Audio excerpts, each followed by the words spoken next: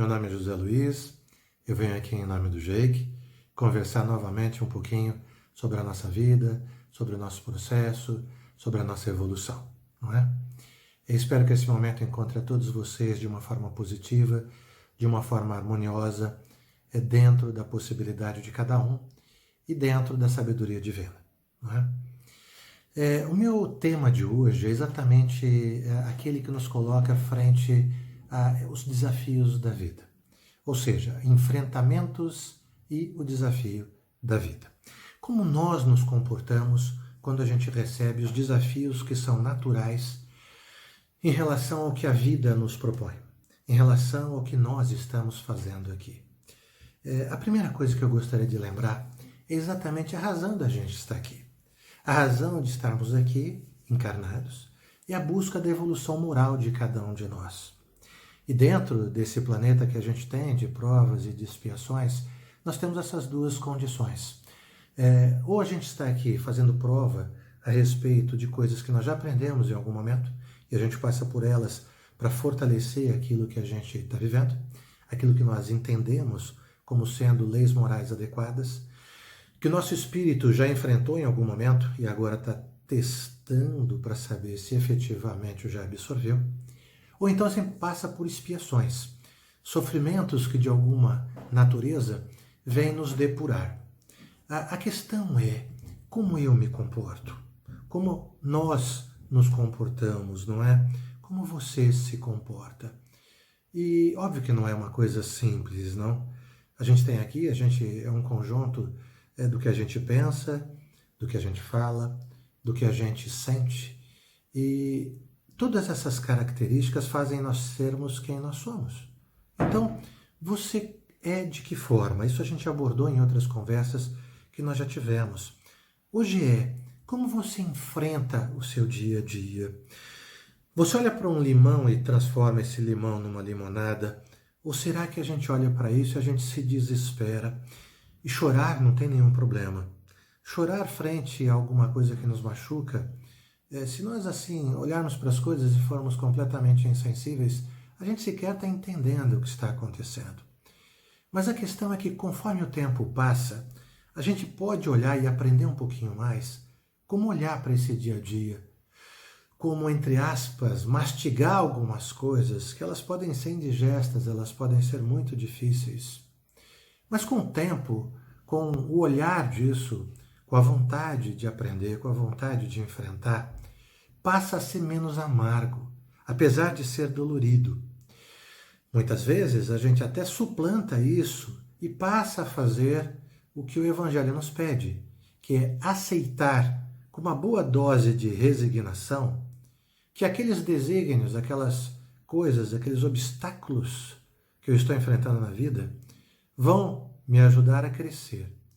Não é que eu tenha que desejar todos os obstáculos do mundo, ou que eu tenha que ter todas as chagas que fossem possíveis eu ter para que eu possa evoluir. Não, não é isso. Deus não pôs a gente aqui para que a gente tenha que sofrer para aprender tudo.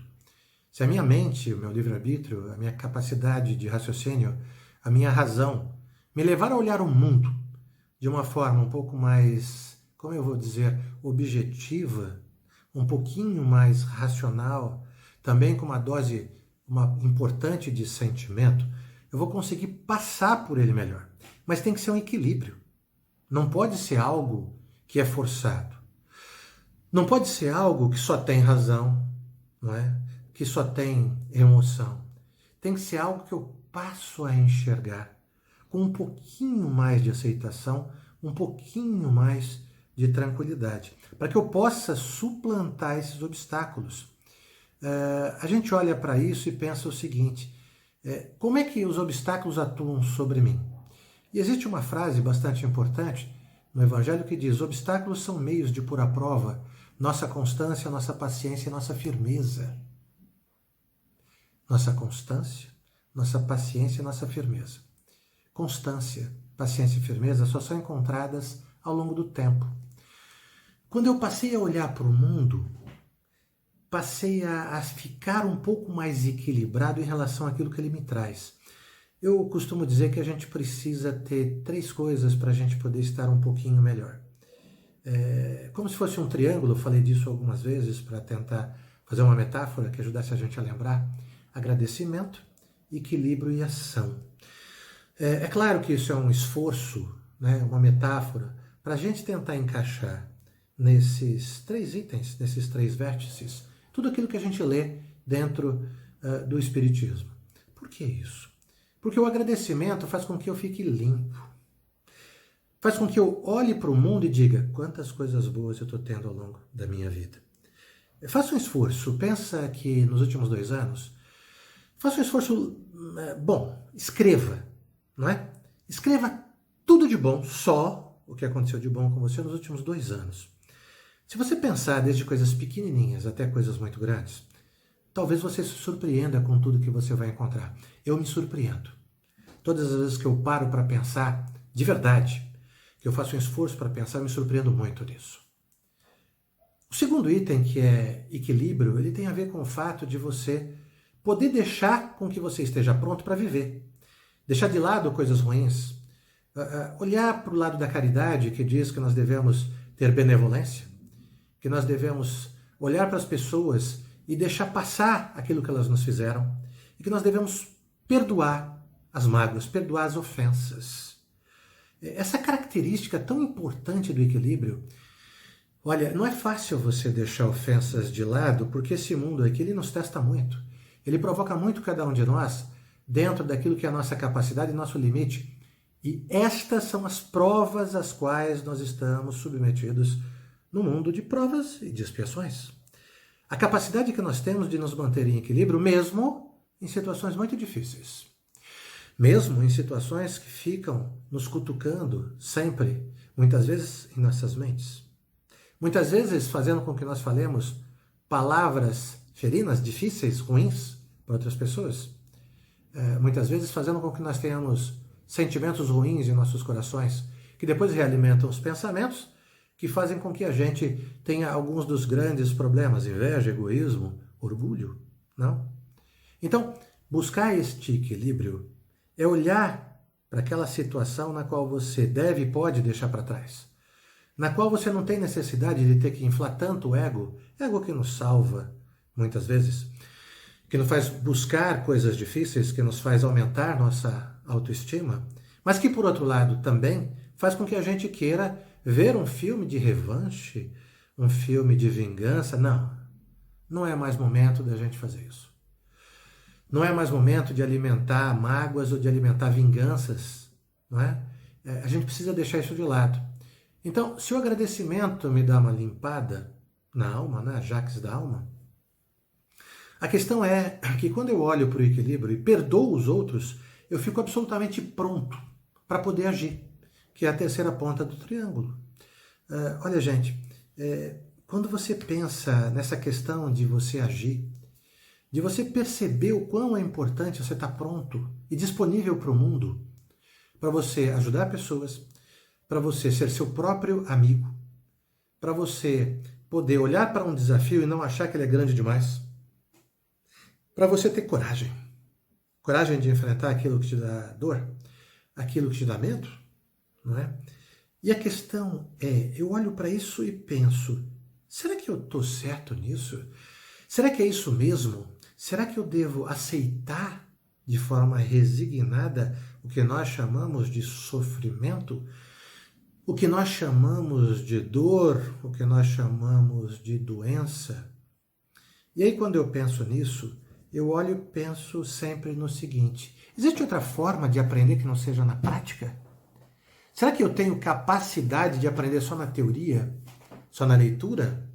Só na conversa? Eu aprendo sim, aprendo na leitura, aprendo na conversa, aprendo a ver o exemplo de pessoas maravilhosas que passam por essa terra e nos ensinam como nós podemos agir. Mas a questão é, eu olho para tudo isso e pergunto, é possível aprender só estudando e olhando os outros? Ou será que eu tenho que estar na vida? Será que não foi para isso que eu vim aqui? Para agir, aprender, entender, olhar, para olhar o lado negro da vida e o lado luz da vida, e saber que essas duas coisas que me ocorrem com frequência, a dualidade da vida, é exatamente para que eu possa, aprender, 2, decidir em fazer o bem e me alterar e crescer, ok? E 3, enfrentar os desafios com um pouco mais de, entre aspas, naturalidade. Não é simples ser natural, a gente está falando de perdas, às vezes muito sensíveis na nossa vida, às vezes um emprego, um ente querido que se foi, uma doença muito difícil, né? Uma relação importante que infelizmente chegou ao fim. O problema é que esses são exatamente os desafios que são colocados para nós. Lendo o Livro dos Espíritos e pensando na lei natural da vida, subdividida em 10 outras leis, em 10 partes diferentes, você pode encontrar isso no terceiro livro do Livro dos Espíritos. É uma leitura muito boa de ser feita, é como se fosse um manual da vida, não é? São 12 capítulos nesse terceiro livro, sendo que 10 deles falam das diversas leis naturais da vida, dividida em 10 partes, digamos assim. Mas quando eu olho para isso, eu olho para o lado do enfrentamento, eu lembro de 3 delas que são bastante importantes, que é a própria lei natural, aquela que leva a gente a perceber que tudo na natureza tem uma razão e tem um porquê. 2 das suas partes, a lei do trabalho e a lei do progresso, segundo a qual a gente não tem capacidade de crescer se não for pelo trabalho.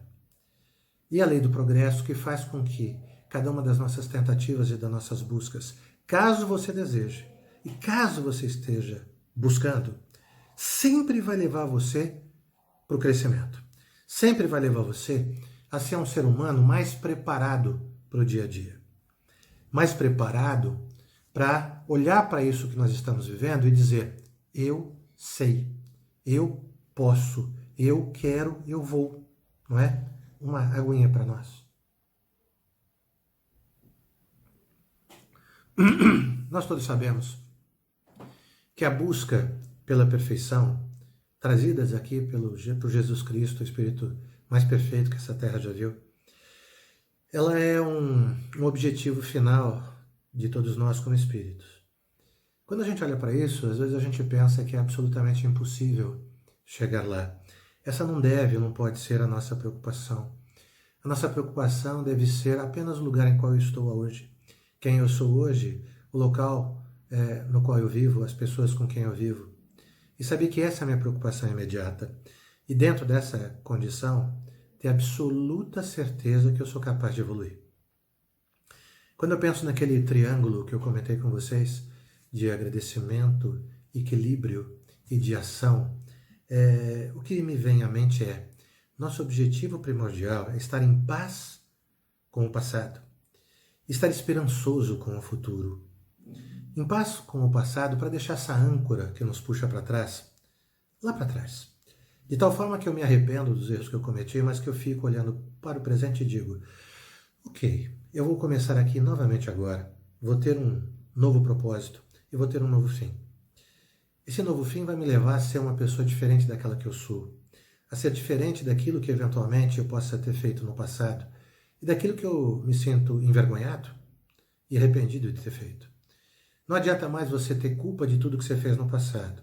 Óbvio, claro, você não pode simplesmente se desculpar e esquecer que você precisa atuar hoje compensando coisas e acontecimentos errados, palavras ruins, mágoas que você causou, que estejam lá atrás. Mas, ao mesmo tempo, você precisa de força e de energia para agir agora, não é? E aí você vai dizer para mim: será que eu consigo? Sim, você consegue. Deixa orgulho, deixa aquela hipocrisia que às vezes a gente olha, o egoísmo de lado, e deixa também com que você seja seu próprio amigo, com que você se ajude no momento presente. E possa dizer para si mesmo que todo novo processo é válido. Possa dizer para si mesmo que vale a pena viver. Porque o universo sempre traz coisas novas para a gente, desde que a gente esteja procurando por elas. Quando você busca sabedoria, o mestre aparece. E nós temos tantos à nossa volta. tantos espíritos maravilhosos, pessoas maravilhosas, oportunidades que se renovam, que muitas vezes parece que vem do nada. Então, fique em paz com o passado e fique esperançoso com o teu presente e com o teu futuro. Olha para cada instante da tua vida como mais um momento de renascimento. Olhe para cada instante da tua vida como a possibilidade de recomeçar e de criar para você uma nova realidade. Até porque não há nenhuma maneira melhor do que prever o futuro, criando a tua realidade aqui e agora. É preciso que a gente acredite nisso completamente. É preciso que a gente exercite a nossa fé. É preciso que a gente exercite, e como dizia o Ayrton Senna, por exemplo, você acredite em você, você acredite na vida e você acredite em Deus. Eu sei que isso é repetitivo, mas essa frase é muito importante. É muito importante porque muitas pessoas ao longo da nossa existência vêm a dizer o que nós não podemos fazer. Vêm a dizer o que a gente precisa deixar de fazer. E será que é isso que eu tenho na vida? Será que é isso que eu tenho como propósito? Ou será que eu posso construir esse presente? Construir essa vida que me foi dada como valor, como dádiva, como oportunidade. Queridos amigos, olhem para aquilo que vocês são, para como vocês agem, para quem vocês se transformaram e, acima de tudo, agradeçam profundamente quem vocês são, para onde vocês vão caminhar, a possibilidade de fazer escolhas, de deixar de lado coisas que não nos servem mais, nem como valores que não são tão importantes e nem como carga que te carrega para trás. Enfrentem a vida com amor, com carinho, com fé, com a certeza de que nós seremos vencedores. E que se por um acaso a gente ainda não alcançou alguns processos de sucesso, é simplesmente porque a gente não insistiu ainda o suficiente. Que Deus abençoe a todos vocês. Namastê e vamos com Deus. Que assim seja. Tchau.